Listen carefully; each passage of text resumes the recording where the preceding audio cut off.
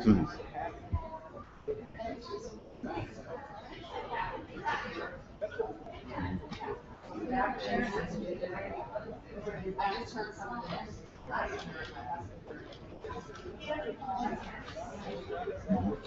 Well, it makes my heart happy when we get to give stuff, when we get to bring the power to heal back to those that desperately need it.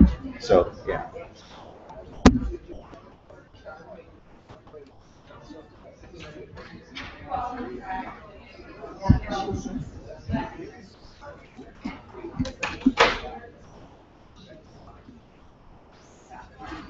Yes.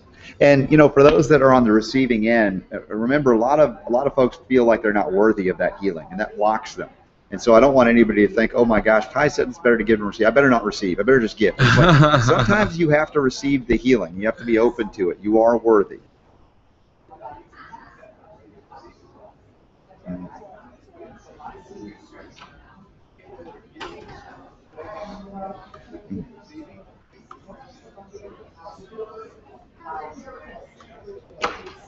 Yeah. Well, we got to give some gratitude and love to those who sponsored this message of health, freedom, and healing, liberty each week. And 6 days a week, Richard from Carnivore, Richard Ostro, we love him dearly, and he does a lot of good work. People don't know behind the scenes how much he does give.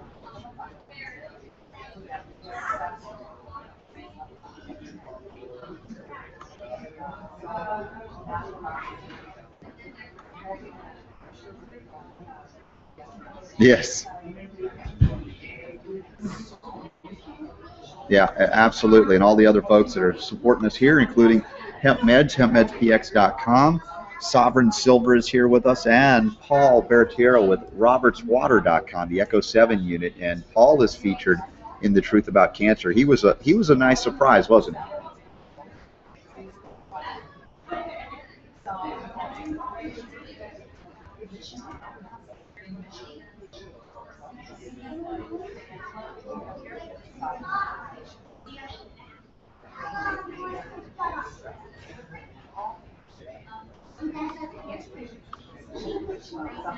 Yeah, and there's a lot of misinformation on water as well, and that's why I thought it would be great to really jump beyond where people are, to recognize the technologies that are there to help folks to detoxify, to hydrate, and all the things that would help us prevent cancer and also reverse it. So, Ty, any other words as we get ready for The Truth About Cancer next Monday?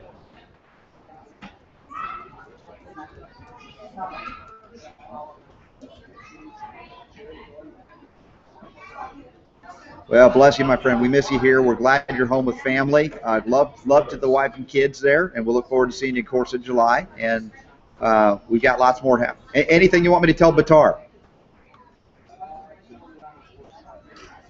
Whoa. Okay. And On that note, and the power to heal is yours. there you go.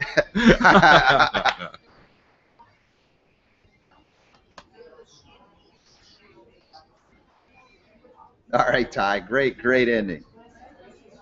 I love it. All right, back to work for you, I'm sure. All right, you got it. Talk to you soon. Thanks, Justin. All right, take care. All right, thank you.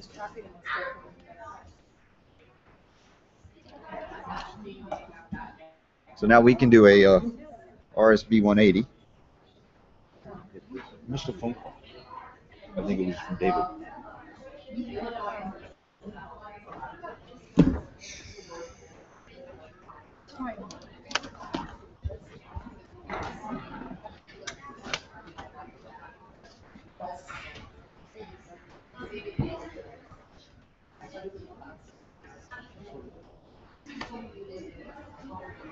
What were you saying? I said there's pictures in the phone. Did you see them? I dropped them and stuff. No, we just got off the air right now. Oh, okay. So just heard it. And also, so also wants an exam here too, which I'll take care of.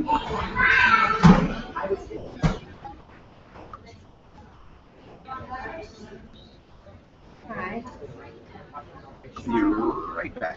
Okay.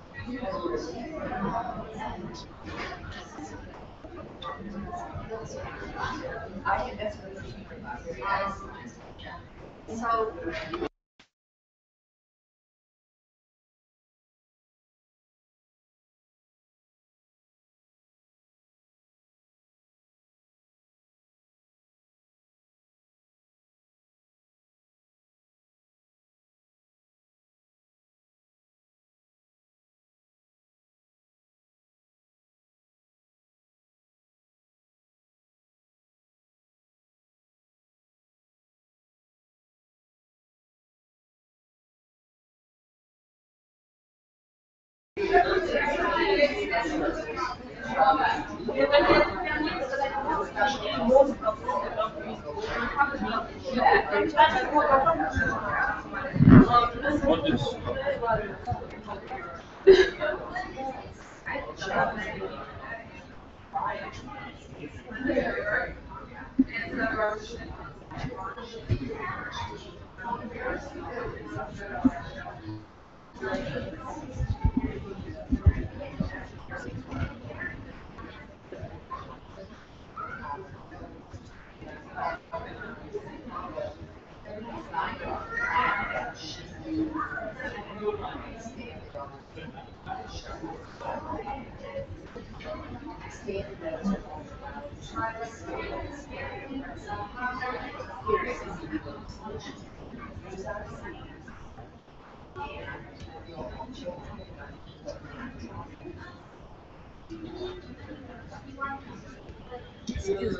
Hey.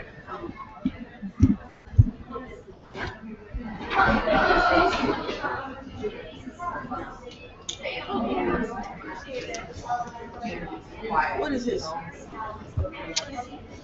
That is the Echo Water Ionizer. This is this unit here. Restructures the water.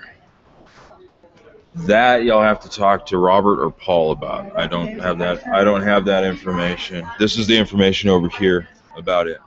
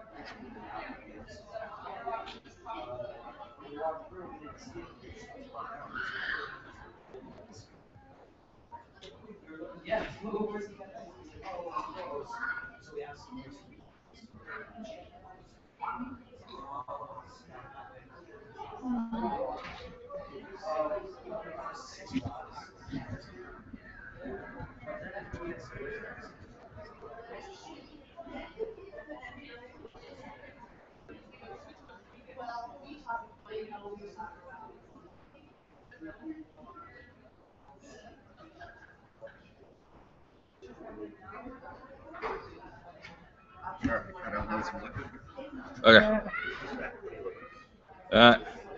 Just testing it out.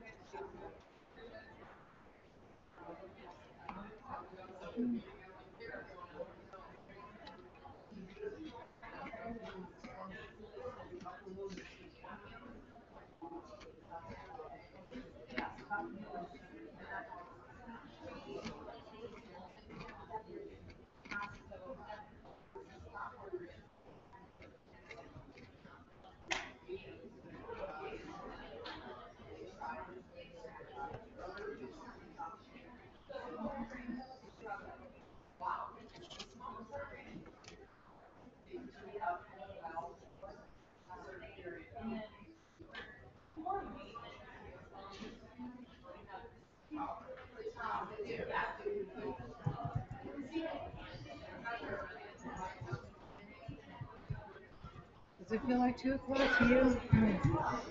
2 o'clock? That's what it should be. It's actually 4 o'clock, but for us, it's 2 o'clock. You know? Nice. Yeah, it doesn't feel like. I don't know what it feels like right now. I don't. I'm all backwards and upside down. I'm still trying to figure it out. Mm-hmm. You should probably clarify what the deal is with Denise.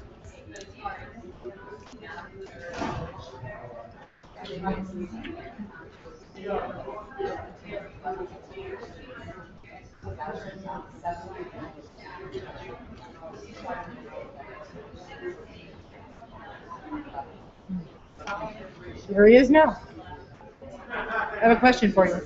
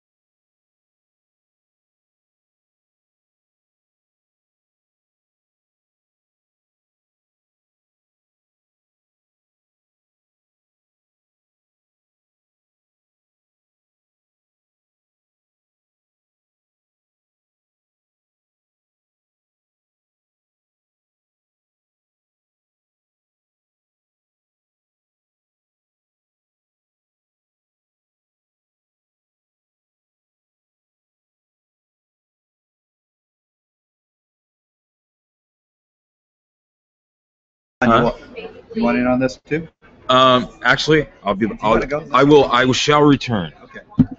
All right. Say hi to folks on YouTube. We're testing this out here. Dr. Mayor Eisenstein, can they hear, or is it just? Yeah, it's coming through this mic right here. Okay, we got Yep. Dr. Mayor Eisenstein. We're going to do a pre-record here at Autism One coming up. Okay. Let me check levels. Go ahead and talk. Check levels here. Okay. My very good friends who I unfortunately only get to see at a couple of conferences, and the one I don't get to see anymore. Hope again. Yeah, I know. We missed that too as well. So volume cranked up here. That should be good. All right. So we are going to go just set up screw up the camera. There it is. Who was that? Your points are good. That's real good. The problem is, oh my God, the thing is, it's really low up there. Like, it's like, they'll kill you. That's so if they don't kill you, it makes you inroads other people. Yes. Right? Yeah. That's right. Yeah. Yeah. It's equal. Yes. I can tell you, 90% didn't even know what you're talking about. There's a compensation. Yeah. They would say, I don't think Yeah. Well, and he, do you know who Autism was? Yeah, I remember him. Yeah, he was basically the guru of the primal diet. Oh, okay. And I had the honor of recording him 6 times here in Chicago.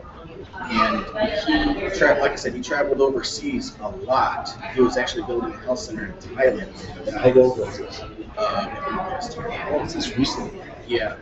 He actually died in December of last year. And basically, there was supposedly a vaccine that you had to get in order to be able to travel overseas. And this guy was an ultimate health freak. Very healthy for being, And 67. the thing is, he didn't need that vaccine to go. He didn't. No, he did not. But of course, the government was going to save him. So he said, "Look, you signed this paper stating that if I have any ill health effects from you giving me that vaccine, the government will pay me $1 million." And no travel official would ever sign that paper. Of course. So he flew without it. Right. He didn't have to take the vaccine. Yep. Thank you. Thank you. All right. Thanks, David. All right, here we go. So we're going to do 2 segments if you have the time. One is about 5:40, and then another one's about 12:50 at the time. Okay. So we will reconnect here, and let's see, 3, 2, 1, go. All right, here at Autism One, getting to reconnect with old friends, good ones, man. Mayor Eisenstein, Dr. Eisenstein, so good to see you, my friend. Dr. Robert, it's good to see you. Hey, listen, we're on a mission, and we were drinking coffee on here talking about being on like the enemies of lackluster. If we're not high enough, we're just not working hard enough. We're not worth it. Yeah, exactly. And the thing is, you have been as outspoken as anybody I've met in my lifetime, and I love you for it, on the issue of vaccination. Of course, in my training as a homeopath, vaccination is just an abomination. There's no place for it because we have ways to address immunity and other things successfully, although those vaccine fiends, I would call them, do not acknowledge history the way it really happened. Exactly. We just had a 12th-grade child a couple of days ago, and it got me reflecting on the blessings that I've had in my life. My late mentor, Dr. Robert, met this back in 1970. So I get the privilege before my 6 children and 12 grandchildren of knowing from maybe the most brilliant person I've ever listened to. Vaccines are dangerous. He made a statement in 1973. All vaccines are causing biological damage. That was years before the autism problem, the ADD, the ADHD. It wasn't even about it. And he even saw it. He said, "You may not even notice it. Every vaccine was somewhere." Yeah, I often likened it to a game of Russian roulette, except every chamber is loaded. It just you never know when that bullet is actually going to go off, but everything enters. And it's, for some, it explodes immediately. For some, it's a subtle drip into the rest of the body that creates that toxicity that, as you say, neurotoxic, but toxic to every organ, every system in the body, not the least of which is just the foreign DNA and RNA present from where it's derived, whether it be animals or aborted fetal tissue, or whether it be the adjuvants, the metals, the mercury, the aluminum, and different things. So there's just no way you could put the things that are in, let's say, a glass of juice, for example, right? Take that syringe, all the ingredients of that syringe, put it in a glass of juice, and have the kid drink it. Could you not be arrested for assault with a potentially deadly now concoction? But they say it's okay, safe, and legal. In fact, it's desirable to inject these kids with that stuff. Well said. I want to go over a couple of things that I've been looking at. Sure. I got an email from a follower who just said that her child's never been vaccinated and that there was a measles outbreak, a alleged case of measles in school. Will my child die from measles? I found that really frightening, which means that we went so far the other way that a parent who decided not to vaccinate their child was deadly terrified that they may die from measles, mumps, or measles. So I went back and looked at the 1970 pediatric literature. And what was their recommendation in 1970? This precedes the measles, mumps, rubella vaccine. The lead article in January of 1970, it was January, the pediatrics, the regional pediatrics, was measles, mumps, and germ measles and rites of passage are safe childhood diseases which confer lifelong immunity. Now we're in 2014. These are deadly diseases which kill people. And that's something that this that this thing is real. And then I went to another study in San went to nice like yourself, went to the study stuff. And the people who decide not to vaccinate, brilliant. They study everything. They do their homework. They do their homework.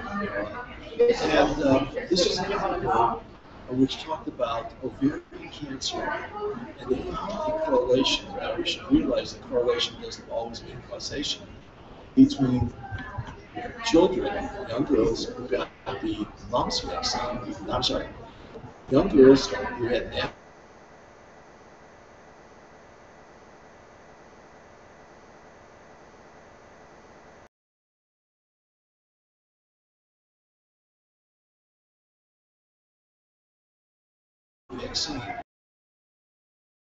Or what you described in the Journal of Pediatrics with me years ago, acknowledged these diseases as rites of passage that were mild and that in fact afforded a level of immunity that wasn't just about the disease itself, but a development of the immune system so that there would be protection from things that you seemingly have no relationship to the German measles and rubella.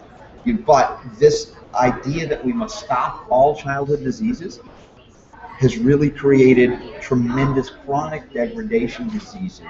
And we're going to go into some of them when we come back from this break. Dr. Mayer Eisenstein is my guest. Special man. We appreciate him so much here at Autism One, and we'll get a link to him as well when we come back. Stick around. That was perfectly said. Perfectly said. I mean, really, and there was this. So now I started thinking then, now forget about having lifelong immunity to measles. Right. There was kind of. I mean, why?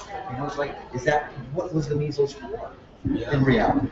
And the other thing that's kind of interesting is the other question is I always felt that the abundance of breast cancer is coming from women. Now I'm not sure anymore. It's kind of like you may have the right process because people on the birth control are more likely to also be vaccinated, and so sometimes you don't see the absolute correlation, such right. Which it's very fascinating. Let's do it. Let's do it. We got some good stuff here now. All right. Continuing now with my friend Mayer Eisenstein. Dr. Eisenstein, of course, here at Autism One. We'd love to get together with you more often. I don't know. We're going to be back around in a couple of weeks, whenever we're playing this thing at the Chicago Cannabis Conference. Thanks to I'm Michael gonna Patton.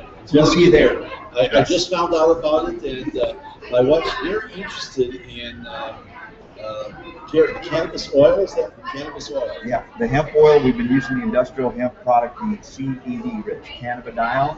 And my wife, she has a trigeminal neuralgia from dental work, at 2 years of suffering.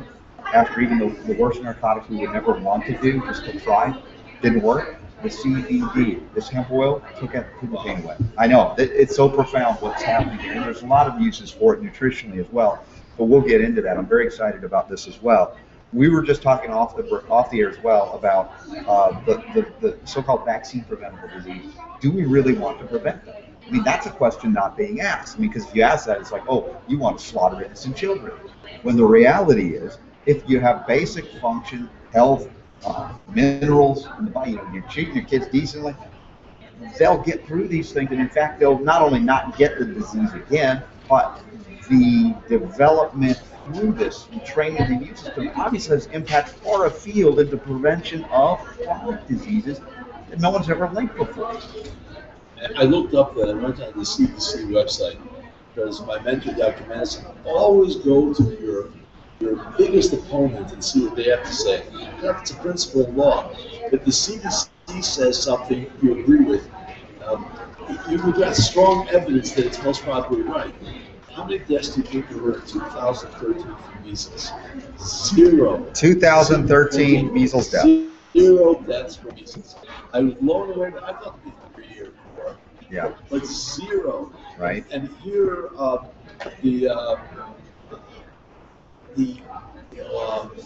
the threats keep coming. The public's perception of many, even people who decide not to vaccinate, is that we think we're making the right decision, and they think we're taking a risk. And the risk they think they're taking is a big risk, not even a big risk. Right. Will you get the disease, or will you die from it, or will you get the disease, overcome it, and be much healthier, much less disease, minimal, let's say, chronic degradation disease, or even the all too common re-expression of the zoster varicella virus, chickenpox virus, in adulthood as shingles, which is now rampant with all of since the advent of the chickenpox vaccine. 100%. I never saw chickenpox. I never saw shingles in a young child. I never saw it in a teenager or in their 20s or 30s. We've seen 30 or 40 cases this year alone. And in children? In children.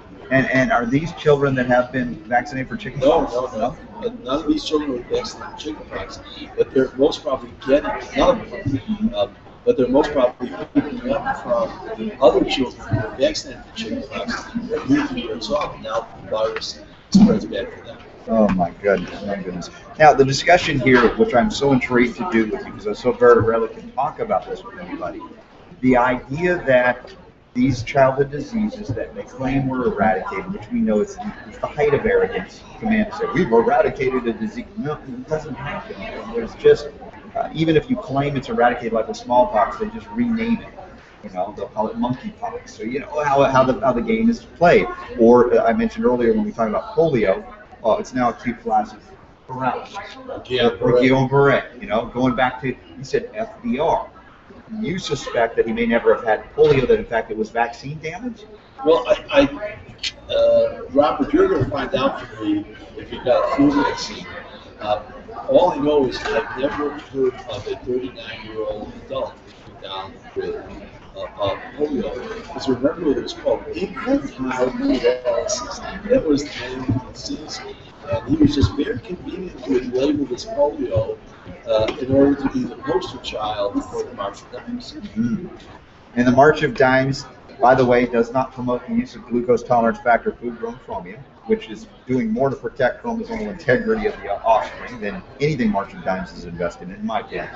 And so these charities were a scam on the people.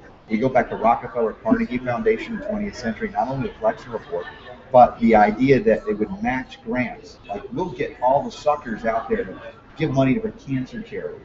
we'll say we'll put up half before we had to put up 100%, and everybody's going to feel good that they're contributing, except they were never intent on finding a cure, just the perpetual management of a disease that they would profit from. My good friend Len Horowitz, I'm sure you know who he is, he did research to show that the Rockefellers never goes to nature. I thought that was very interesting. The richest, he said, even the Kennedys. Now, this is originally, once you get down another generation, you kind of lose the wisdom, and all of a sudden it's dissipated. But it's kind of interesting. I looked into Ruby fairly extensively. Dr. Sherry Taylor talked about it a lot. But her feeling is that, and there's now it's been proven to a large extent, we have 30 to 40,000 cases of Ruby 30 to 40,000 cases of what's called parapertussis. It's a sister virus that comes only when you weaken the pertussis virus. But you're only weakening the mild strains, and now the strong strains are kind of giving effect. It's very interesting that how come scarlet fever died out, also died out, yellow fever, cholera, plague, they all essentially died out. No vaccines could do that.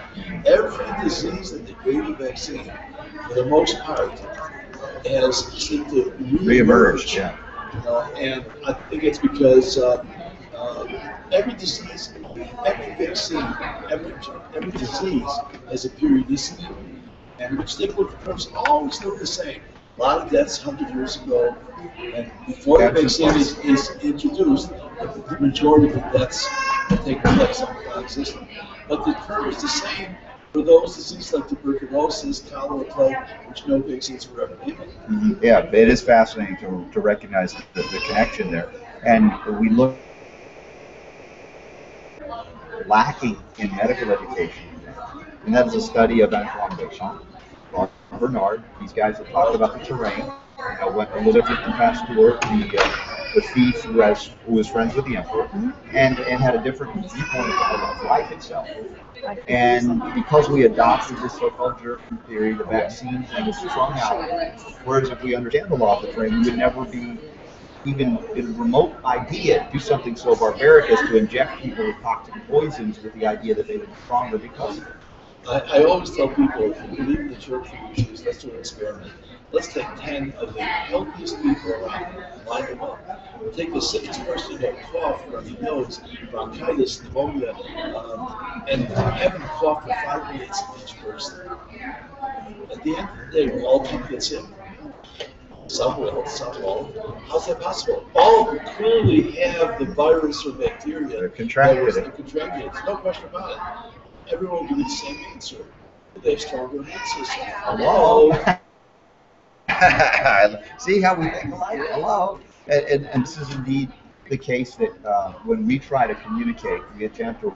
We do, as Yoda says, do or do not, there is no try. We communicate this message. Very often, it's like we're speaking a foreign language, folks.